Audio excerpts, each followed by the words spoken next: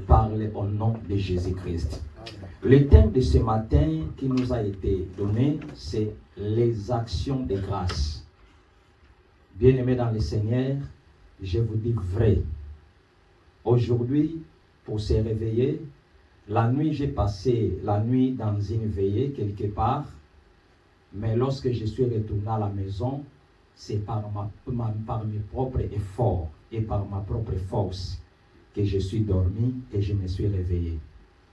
Je n'avais besoin de personne pour me faire réveiller parce que je suis tellement fort. Alléluia. Amen. Alléluia. Amen. J'ai aimé tant. L'Éternel m'a accordé encore la journée d'aujourd'hui. Cela signifie, comme quelqu'un dit, dormir et se réveiller, ce n'est pas par habitude, mais c'est la grâce qui nous a été donnée. Si je dors, je me réveille, c'est parce qu'il y a un Dieu tout-puissant qui est dans le ciel. Amen. Bien-aimés dans le Seigneur, vous savez, la vie par laquelle nous vivions, c'est une vie d'action de grâce. Chaque jour, nous passons la nuit, nous nous réveillons. Par rapport à ce que l'Éternel est en train d'opérer dans nos vies, nous ne pouvons que dire à l'Éternel merci, parce que nous ne méritons rien. Personne n'est venu sur la terre de son propre effort. Personne n'est venu sur la terre de sa propre force. Personne n'est venu sur la terre parce que c'était le désir de son père et de sa mère. Mais si l'Éternel t'a accordé, t'a donné le privilège d'être encore vivant, d'être ici, c'est parce que l'Éternel a une mission particulière à te donner. Il veut que tu puisses accomplir cette mission. Raison pour laquelle lorsque tu te réveilles, même si dans ta vie il n'y a rien, tu ne vois rien, comme des grandes choses, tu ne vois absolument rien. C'est comme si rien ne passe dans ta vie. Mais j'aimerais te dire, si l'Éternel te donne le souffle de vie, c'est ça qui montre que ce que tu manques aujourd'hui, l'Éternel est capable de te combler cela demain dans le nom de Jésus. Amen. Bien-aimés dans le Seigneur, nous parlons sur l'action de grâce. C'est quelque chose dont j'aime beaucoup. Parce que quand on arrive à la fin de l'année, dans des veillées, à partir de cette semaine, de la semaine, à partir du 1er décembre au 31 décembre, c'est les mois où nous appelons les mois d'action de grâce. C'est comme ici dans la vie du chrétien, les chrétiens sont obligés de rendre grâce à Dieu seulement lorsqu'il arrive dans le décembre. C'est comme ici, de janvier au novembre, l'Éternel n'a rien fait dans sa vie. Raison pour laquelle nous dédions ces mois, c'est le mois de l'action de grâce. Mais un véritable chrétien, il sait que chaque jour de sa vie, il doit rendre grâce à l'Éternel pour tout ce que l'Éternel est en train de faire dans sa vie, dans sa destinée, dans la vie des autres. Donc la vie en soi, c'est une vie des actions de grâce. Amen. Chaque jour dans nos vies, nous devons rendre grâce à Dieu dans tout ce qu'il est en train d'opérer dans nos vies et dans nos destinées. Amen. Bien-aimés dans le Seigneur, le mot action de grâce, c'est un mot qui vient de l'hébreu, shalom. Shalom donne la naissance au mot shalom. Lorsqu'on parle de shalom, on parle de paix. Lorsqu'on parle des actions de grâce ou de l'action de grâce, on parle de l'offrande qui donne la paix. De l'offrande de paix. Or, les véritables offrandes qui donnent la paix, c'est Ésaïe 53, verset 5. La Bible déclare, le châtiment qui nous donne la paix est tombé sur lui. Sur qui? C'est Jésus. Amen. Donc Jésus, c'est lui qui est l'objet de notre action de grâce. Parce que c'est celui qui nous a apporté la paix dans nos vies, dans nos familles, la paix dans tout ce que nous faisons. C'est Jésus qui a apporté la paix dans nos cœurs, afin que nous puissions comprendre sur la terre pendant que nous marcherons, jusqu'à ce que l'Éternel reviendra. Nous avions l'assurance qu'après cette vie, il y a encore une autre vie que nous allons vivre dans l'éternité. Amen. C'est à cause de l'œuvre que cet homme a accompli à la croix à Golgotha. Il y a de cela 2000 ans sur la croix. Nous étions séparés de Dieu à cause de nos péchés. Amen. Nous étions séparés de Dieu à cause de nos maux. Mais l'Éternel a vu la terre qu'il a créée à son image, à la terre qu'il a créée et l'homme qu'il a créé à son image, comment il s'est détourné de sa voie. L'Éternel a vu, il faudra que je puisse envoyer quelqu'un pour venir sauver celui qui a été créé à mon image. Il a tout créé par sa parole. Mais le 6e jour, il n'a pas voulu utiliser seulement sa parole. Il a voulu utiliser sa main pour façonner l'homme à son image. Lorsqu'il a créé l'homme, la Bible déclare qu'il a soufflé un souffle divin. C'est alors que l'homme devient une âme vivante. Parce que par définition, lorsqu'on parle de l'homme, par définition, l'homme c'est une enveloppe qui a une âme, c'est un esprit qui a une âme vivant dans un corps qui est l'enveloppe. C'est ça l'homme. L'homme qui a été à l'image de Dieu, l'Éternel lui a confié une grande responsabilité pour accomplir sur la terre. Mais l'homme a raté l'objectif par lequel l'Éternel lui a créé. L'Éternel lui a placé sur la terre.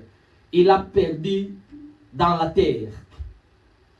L'Éternel, par sa grâce, il a voulu quitter le ciel pour venir sauver l'homme. Mais comment il pouvait faire? Il pouvait le faire. Parce qu'il a été un esprit. Dieu est esprit. C'est ce que la Bible dit. Voilà pourquoi il faut que celui qui l'adore en esprit et en vérité. Pourquoi? Parce que l'Éternel est esprit. Pour venir sur la terre, l'Éternel a voulu revêtir un corps. C'est alors qu'il est venu sur la terre. Il a accompli sa mission sur la terre. Il est mort à la croix. Il a ressuscité dans le 3e jour. Il nous a réconciliés avec le Père. Amen. C'est lui qui est venu apporter la paix dans nos vies. Voilà pourquoi, lorsqu'on parle des actions de grâce ou de l'action de grâce, on parle de l'offrande de paix qui est le Seigneur Jésus-Christ qui est mort à la croix et ressuscité le 3e jour. Amen. Bien-aimés dans le Seigneur, le caractère de cette offrande était une offrande volontaire. Amen. Ce n'était pas quelque chose par lequel on peut obliger quelqu'un à le faire. Le Seigneur a donné sa vie volontairement. Personne ne l'a obligé. Il a donné sa vie volontairement. Et ce n'est pas le diable qui a récupéré sa vie. C'est lui qui a donné sa vie. Il n'a pas donné sa vie au diable, mais il a donné sa vie au Père. Afin de nous sauver, de nous racheter. Nous qui étions sous la puissance du monde des ténèbres, pour nous délivrer, il a voulu payer le prix de sa vie, afin de nous racheter. Amen. La vie du Seigneur, on ne peut la comparer à aucune chose sur la terre. Amen. Le prix qu'il a donné, c'est le prix le plus supérieur. Si nous lisons dans le livre de Matthieu, Jean 10, verset 18, la Bible déclare, personne ne peut m'ôter la vie. Je la donne de mon propre gré. J'ai le pouvoir de la donner et de la rendre. Il a donné sa vie de son propre gré. Tellement il t'a aimé. Tellement il a voulu les choses, il a vu les choses qu'il a investies à toi. Le Seigneur n'a pas voulu perdre ce qu'il a investi à l'homme. Voilà pourquoi il a passé à la mort, il a passé à la croix. Il est mort sur la croix à Golgotha pour te sauver et pour me sauver.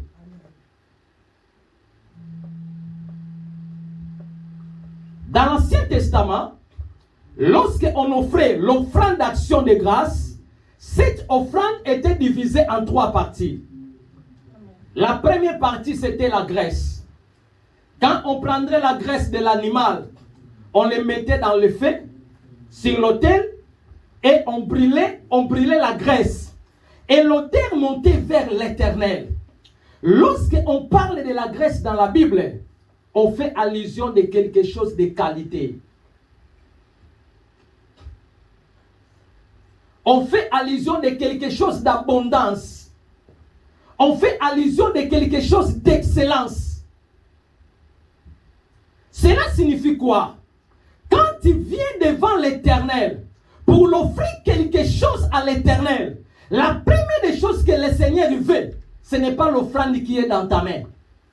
La première des choses que le Seigneur veut, c'est la qualité de ta vie. La qualité de ta vie va déterminer la qualité de l'offrande que tu vas donner à l'Éternel. Voilà pourquoi, quand nous venons auprès de l'Éternel pour venir rendre des actions de grâce, ce que l'Éternel veut premièrement, ce n'est pas ce que nous lui présentons comme il est matériel. Mais il veut que nous puissions lui présenter nos vies comme une véritable offrande d'action de grâce.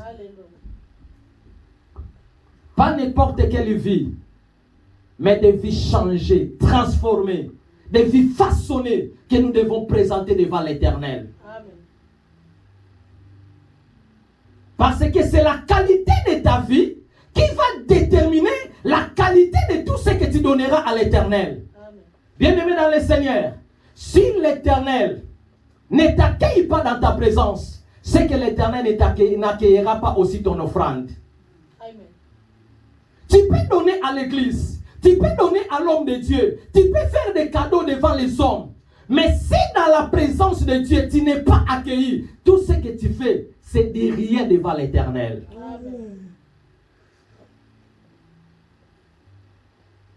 Voilà pourquoi la Bible déclare, mon fils, donne-moi ton cœur.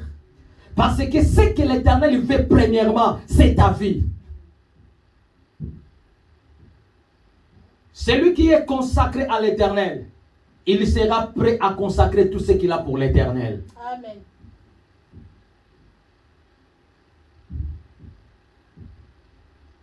Vous savez, dans le livre de Genèse, chapitre 4, versets 4 à 5, la Bible parle de deux hommes qui sont approchés devant Dieu pour donner les offrandes d'action de grâce. On parle de Caïn, on parle de Abel. Mais la Bible déclare dans le verset 5, l'Éternel n'a pas agréé Caïn. Avant de parler de l'offrande, on parle premièrement de Caïn. Comme l'Éternel n'avait pas agréé Caïn, c'est pourquoi il a rejeté aussi son offrande. Amen. Le problème, ce n'était pas l'offrande qu'il a donnée, mais le problème, c'était la disposition de son cœur que l'Éternel a vu. Dans tout ce que nous faisons pour Dieu, la première des choses que Dieu voit dans ce que nous faisons pour lui, ce n'est pas les services que nous faisons pour lui, mais ce que Dieu voit premièrement, c'est la qualité de nos cœurs dans les services. Amen. Nous pouvons venir à l'église, prier, adorer, jeûner, faire tout. Mais si nos cœurs ne sont pas disposés devant l'Éternel, tout ce que nous faisons dans la présence de Dieu n'est que rien devant Dieu. La deuxième des choses, la deuxième partie, c'était la poitrine et les épaules. La poitrine et les épaules étaient données aux souverains sacrificateurs qui étaient en place, qui étaient au service. Or, lorsque nous arrivons dans les livres des Hébreux, chapitre 4, verset 14, nous avons compris, il y a un seul souverain sacrificateur qui est présent, c'est Jésus-Christ de Nazareth. Parce que dans les temps anciens, les souverains sacrificateurs entraient dans les temples une seule fois l'année. Ils venaient avec les animaux pour offrir à l'Éternel. Avant d'offrir les animaux pour le peuple du Seigneur, pour que le Seigneur puisse accueillir son peuple dans sa présence, la première des choses qu'il faisait, il offrait premièrement pour lui-même. Parce qu'il était un pécheur. Mais Christ, lorsqu'il est venu sur la terre, la Bible déclare, lorsqu'il a traversé les cieux et la terre, pour venir sur la terre, il n'est pas venu avec le sang des boucs et le sang des agneaux, mais il est venu avec son propre sang. Il a été le sacrificateur et il a été le sacrifice. Voilà pourquoi lorsque Jean l'a vu, Jean a dit, voici l'agneau de Dieu qui ôte les péchés du monde. Or, en Israël, on savait, quand j'ai péché, quand je ne suis pas prêt devant Dieu, quand je ne suis pas digne de s'approcher devant Dieu, la chose que je dois faire, je dois prendre un agneau pour sacrifier. Cela signifie la première des personnes qui a sacrifié Jésus, qui a vendu Jésus, la première des personnes, c'était Jean. Quand il a vu Jésus, il a dit, voici l'agneau de Dieu. C'est-à-dire, il a dit au peuple d'Israël, voici celui qui mérite de passer à l'autel, de passer à la croix, afin que vous puissiez recevoir le salut. Amen. Voilà pourquoi le Seigneur a dit, Père, tu n'as voulu ni sacrifice, ni holocauste, mais tu m'as formé un corps. Je viens dans les rouleaux de ce livre parce qu'il a été question de moi. Il n'était pas question de bouc, il n'était pas question de vache, mais il a été question de moi. Tout ce qui s'est passé dans l'Ancien Testament n'était que l'ombre des choses à venir. Amen. Quand il est venu sur la terre, il est venu accomplir ce que les hommes, ce que les sacrificateurs faisaient dans l'Ancien Testament. Amen. Les actions de grâce. La troisième partie, la partie qui restait, c'était la partie de celui qui venait pour offrir à l'Éternel. Qu'est-ce que j'aimerais dire par là? Quand tu t'approches devant Dieu pour donner quelque chose, ne pense pas que ce que tu donnes à l'Éternel, tu es en train de le perdre. L'Éternel est tellement puissant, il est tellement merveilleux. Ce que tu donnes à l'Éternel, tu ne le perds pas. Mais ce que tu donnes à l'Éternel, tu le récupéreras. Amen. Voilà pourquoi tout ce que j'ai fait dans l'œuvre du Seigneur, je n'ai jamais regretté pour cela. Quand je sers Dieu, je ne sers pas Dieu pour avoir l'argent. Je ne sers pas Dieu pour avoir les choses de cette terre. Parce que je sais, sur la terre, je suis voyageur, je suis un pèlerin. Amen. Un jour, de la même manière, je suis entré sur cette terre. De la même manière, je sortirai sur cette terre sans rien. Amen. Voilà pourquoi, lorsque je suis encore en vie, si l'Éternel me laisse encore en vie, c'est parce que l'Éternel a quelque chose à réaliser dans ma vie. Il veut que je puisse l'accomplir sur la terre.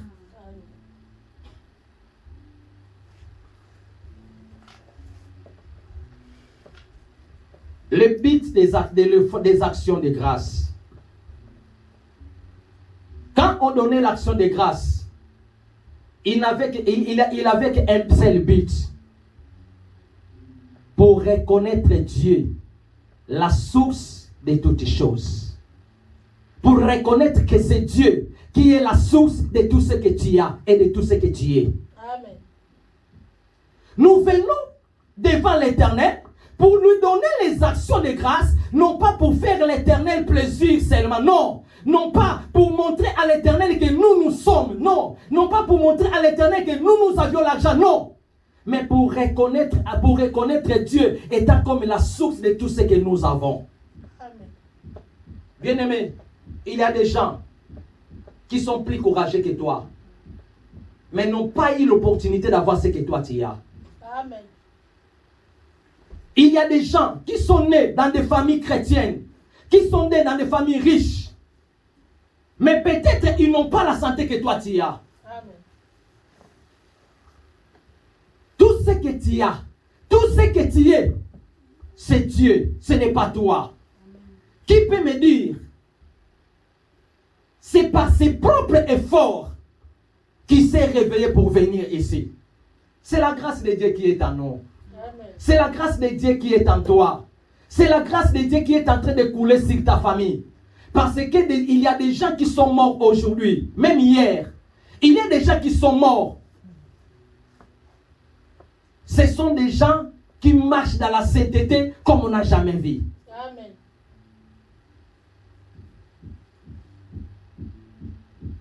Si aujourd'hui tu es en train de craindre Dieu, ce n'est pas parce que toi tu gênes beaucoup. Il y a des gens qui gênaient plus que toi, mais ils sont tombés. Si tu voyages et tu retournes, Ce n'est pas parce que tu engages beaucoup d'argent, tu fais les entretiens de ton véhicule. Non, c'est la grâce de Dieu. Il y a des gens avec des entretiens, avec des mécaniciens professionnels. Mais en cours de route, l'accident est arrivé. Mais si aujourd'hui tu es en vie, c'est grâce à l'Éternel. Voilà pourquoi chaque jour, tu ne manqueras rien pour dire à l'Éternel merci. Amen.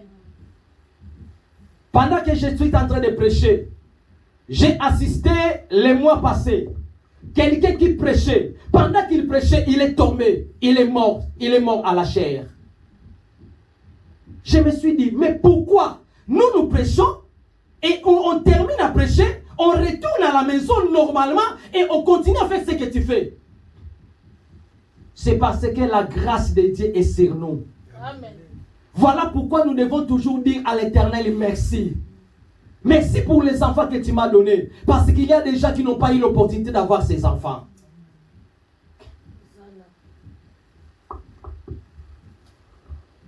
Je connais des amis nés dans des familles riches qui ne connaissaient pas la souffrance. Mais aujourd'hui, ils n'ont pas la vie que moi j'ai. Amen. Pour dire que la vie de l'homme, c'est entre la main de l'Éternel. Voilà pourquoi, quand l'Éternel te donne l'opportunité d'avoir le privilège d'être en vie, tu dois remercier Dieu dans tout ce qu'il est en train de faire dans ta vie. 1 Chronique 29, verset 14. Écoutez ce que l'homme le plus sage disait. Car qui suis-je et qui est mon peuple pour que nous puissions te faire volontairement ces offrandes? Tout vient de toi et nous recevrons de ta propre main ce que nous t'offrons.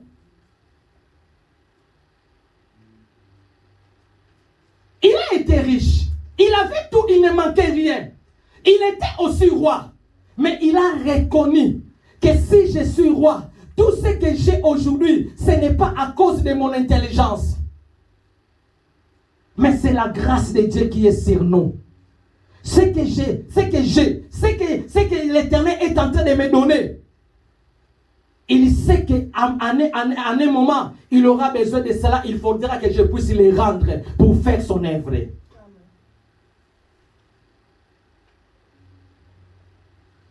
Nous parlons sur les actions de grâce. Lorsqu'on parle de l'action de grâce, c'est le remerciement vis-à-vis au Seigneur. Pour tout ce qu'il est en train de permettre dans ta vie, en bon ou en mal.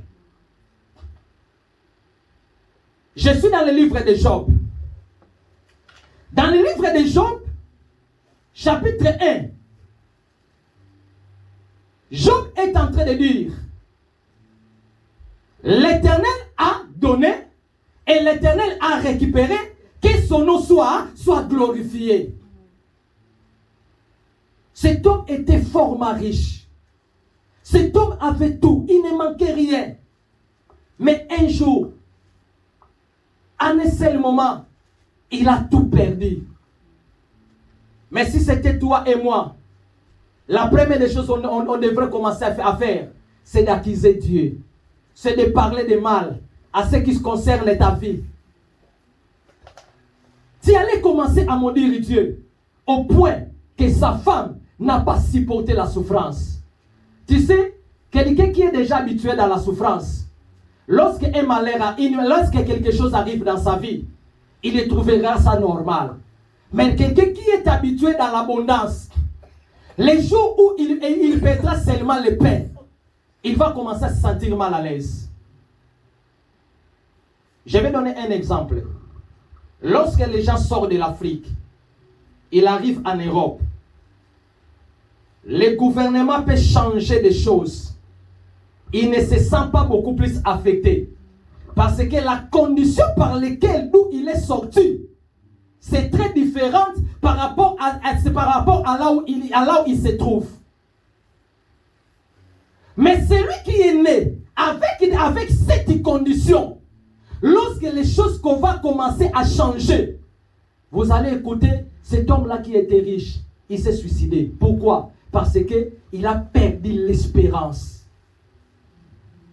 Comme il ne connaissait pas le Seigneur, dans sa vie, il pensait que la vie, c'est seulement la fleur rose. Il ne savait pas, dans la fleur rose, il y a aussi des épines. Un véritable chrétien doit être capable de rendre grâce à l'Éternel dans toutes les choses que Dieu est en train de permettre dans sa vie.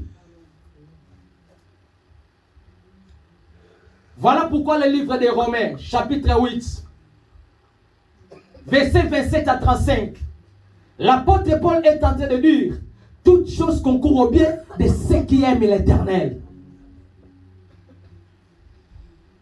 Et plus loin, il est en train de dire, rien ne peut me séparer de l'amour de Dieu.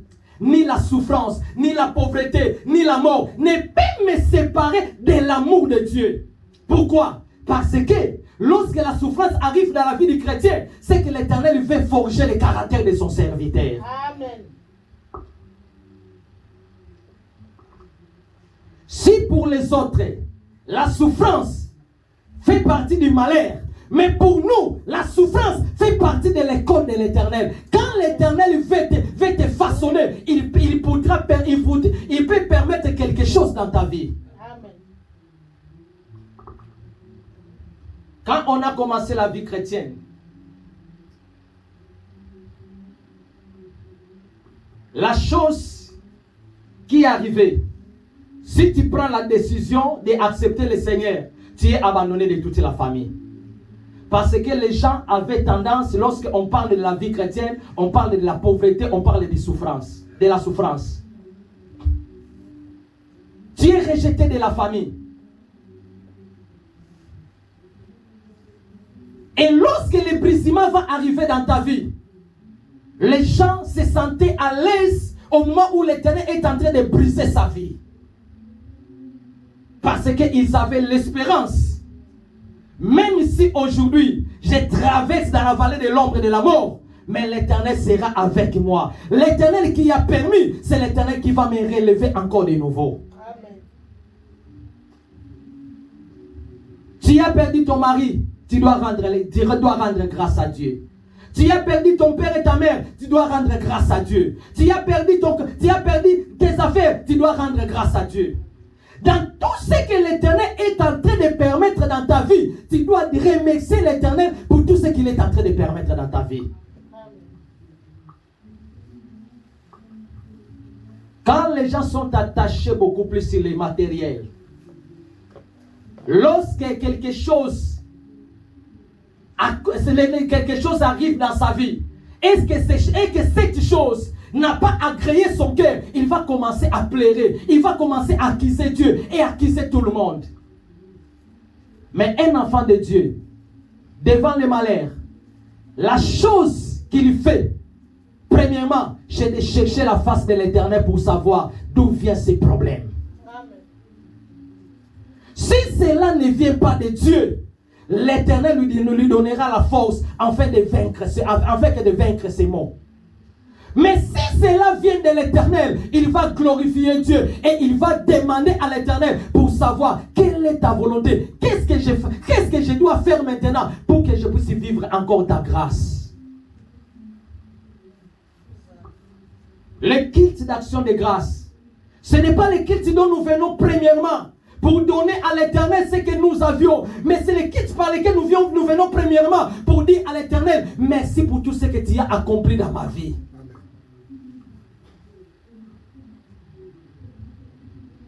Je suis arrivé à Portugal un jour. Je n'avais pas là où je peux mettre ma tête. J'ai passé la nuit à la Belle Étoile. Le matin, je me suis réveillé normalement. Et j'ai remercié Dieu pour ce qu'il a permis. Parce que je sais, toutes ces choses font partie de l'école de Dieu dans ma vie.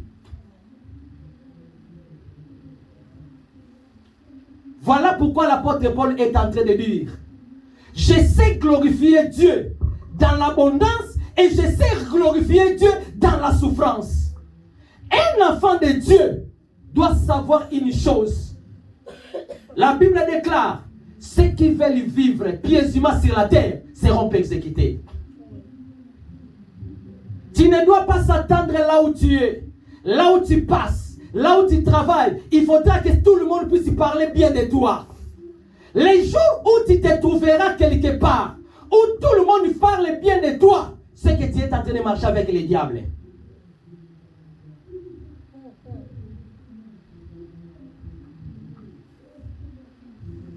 Là où tu es, il faudra que les gens qui ne connaissent pas Dieu puissent commencer à te maltraiter.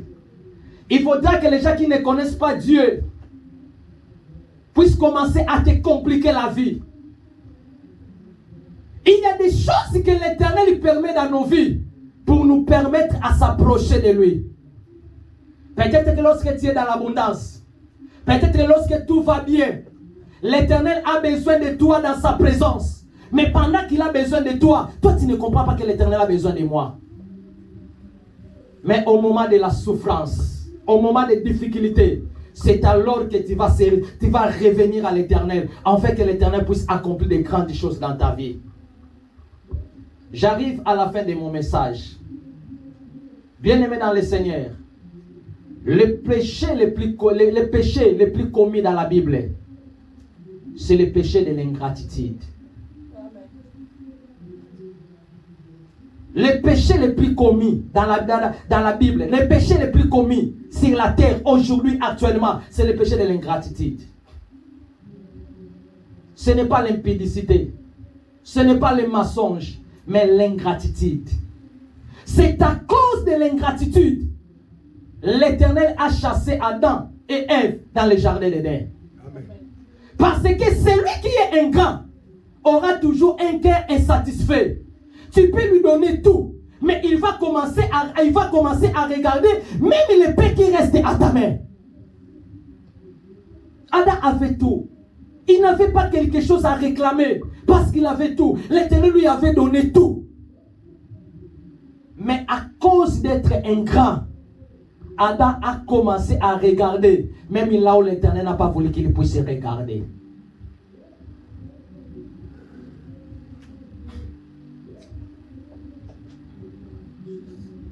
Hébreux 13, versets 5 à 7. On va lire Hébreux 13, 5 à 7.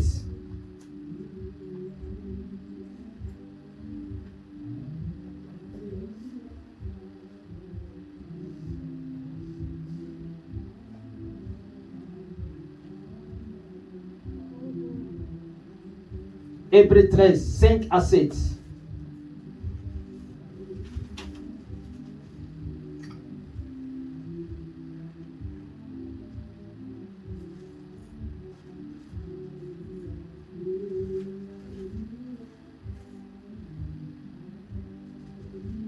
Qui a vu, il peut lire rapidement pour que nous puissions clore notre prédication d'aujourd'hui. 5 à 7.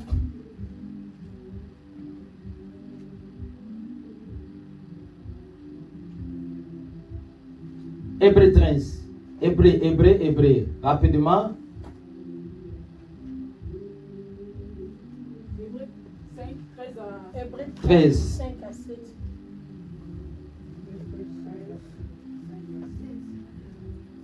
J'ai dit la parole de Dieu au nom de Jésus. Amen. Ne vous livrez pas à l'amour de l'argent. Contentez-vous de ce que vous avez, car Dieu lui-même a dit, je ne te délaisserai point et je ne t'abandonnerai point. C'est donc avec assurance que nous pouvons dire, le Seigneur est mon aide, je ne craindrai rien. Qui peut me faire un homme? Souvenez-vous de vos conducteurs qui vous ont annoncé la parole de Dieu.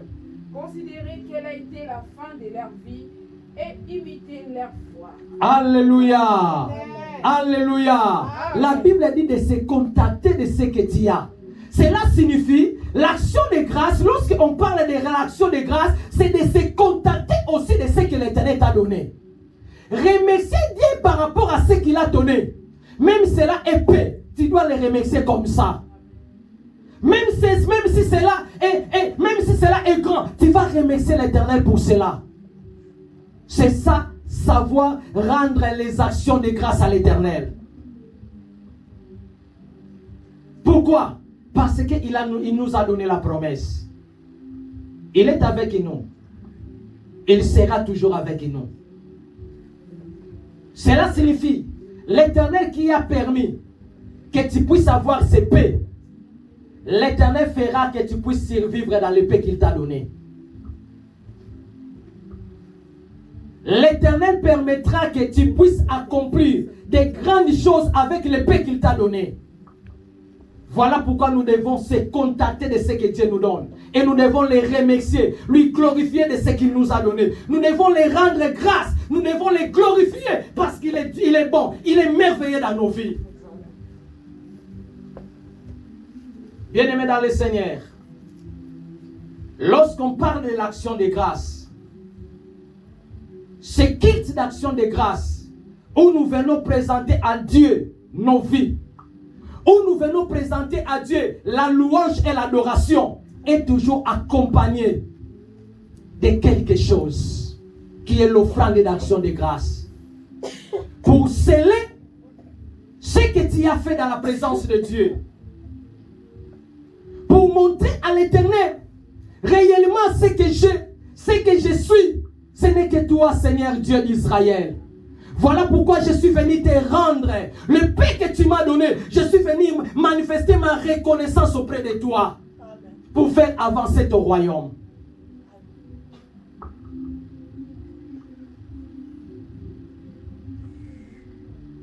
Un autre point, la puissance de l'action de grâce. 1. L'action de grâce provoque l'intervention divine. Celui qui sait rendre grâce à Dieu, même dans les paix que le Seigneur lui a donné, il est en train d'ouvrir la porte à de grandes choses dans sa destinée et dans sa vie. Quand tu remercies Dieu par rapport à ce qu'il t'a donné, les paix qu'il t'a donné, tu donnes à l'Éternel la force, tu donnes à l'Éternel la volonté de faire encore de grandes choses dans ta vie. Parce qu'il sait que si dans les paix, tu lui as glorifié, lorsque tu auras nombré, tu vas encore lui glorifier davantage.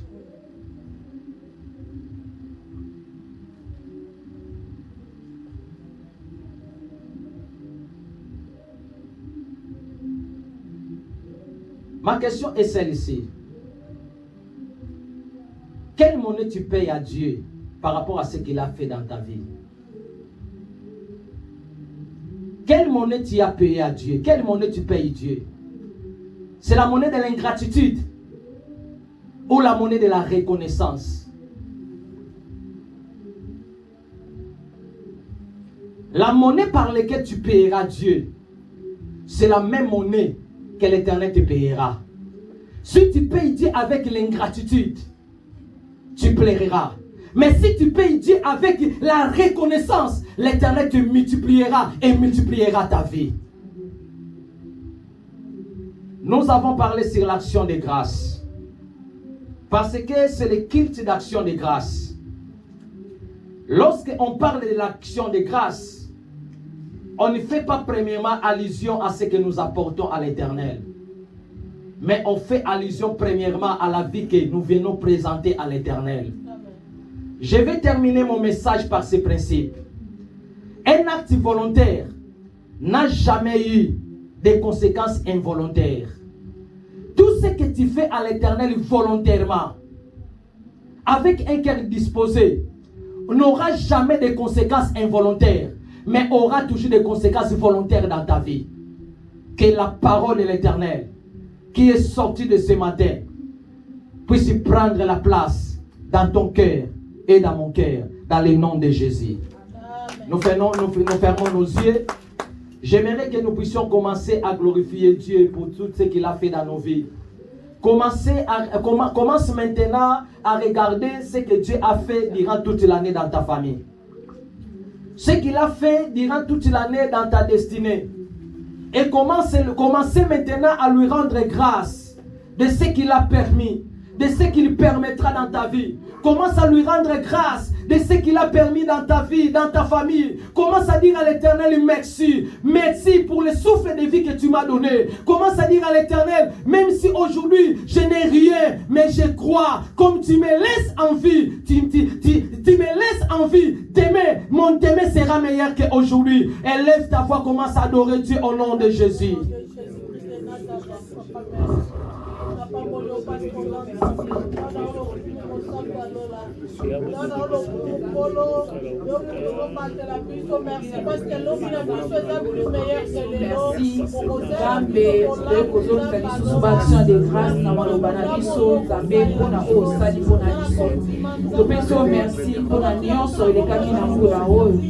Nzambe okudela biso bitumba nyonso etemela biso na maladi nzambe opesa biso baguérison na badifficulté kolo opesa biso makasi ya kolonga ntango tobandaki kolela kolo bongusaki binzoli na biso yango toye kopesa o merci yango toye kopambola kombo na yo mpo ozali nzambe kuba mpe sanjwama na yo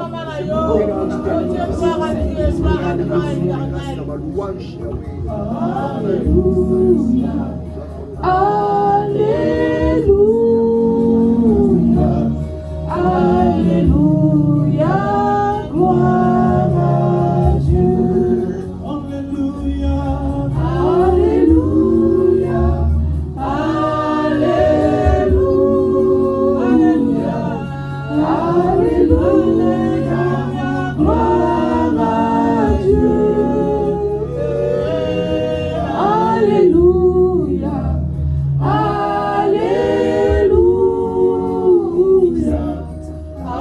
Alléluia, gloire. Oui, bien-aimé, prends la résolution par rapport à l'année qui va venir.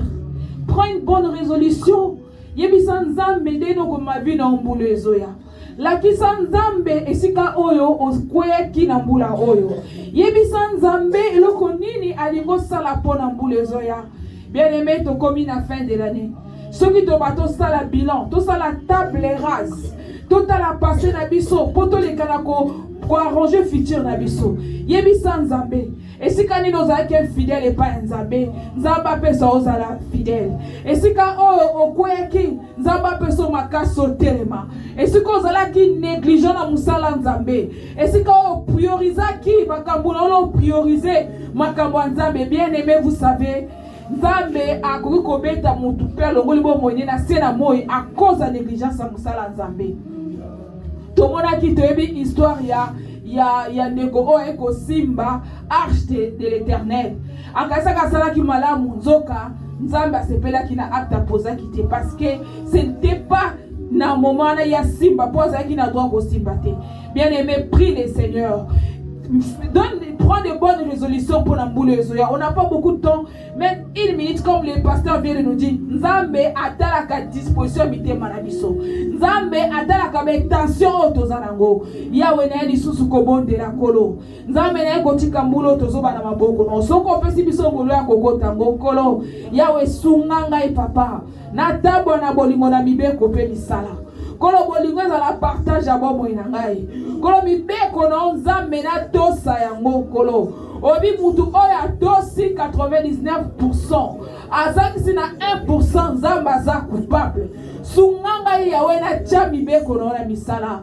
Sunganga nzambe na tambo na bolingo na yo nzambe. Na linga musala na yo. Na linga yo ndongo yebisaki Pierre. Pierre même tu. Pierre alobi na linga kayo. Alobi pe me brebis. Nzambe pe sanga kobanga yo mbula oyo. Esika nyonso na kweki mbulo nzambe mbule zo na telema. Esika nyonso na leki na bota upe sanga makasi. Esika ona zanga ki kosela ona sembo nzambe pe sanga sembo. Apprends-moi à te craindre. Nzambe apprends-moi à bien compter mes jours sur la terre. Pour te lancer na moi otozaba paya. Kono o lelo zali ya biso lobi zali ya biso te. Yango na ekobonde na nzambe. Sunga moko na moko na biso nzambe. Sunga ndeko nyonso ya Rehoboth papa. Moula o nous t'avons servi avec négligence. Moula o to priorisa ki o te kolo. Moula ko ya moko na moko nzambe. Acha priorité yo na bomo ina ye nzambe. Acha priorité yo liboso ya musala na na ye. Acha priorité yo liboso ya famille na ye. Po ete nzambe tomona gloire na bomoi na biso. Yawe pambola monte à midi à l'élo. Oh, bimikati na zongi sa mingi Seigneur. Seigneur, rends nos cœurs sensibles. Afin que, oh, debi na koyoka nzambe, ton ekana ko mettre en misala pour la gloire de ton nom. Nous venons encore te rendre grâce. Pose à l'Inzambe. Tobo de libo epetolobi. Amen. Bien-aimé,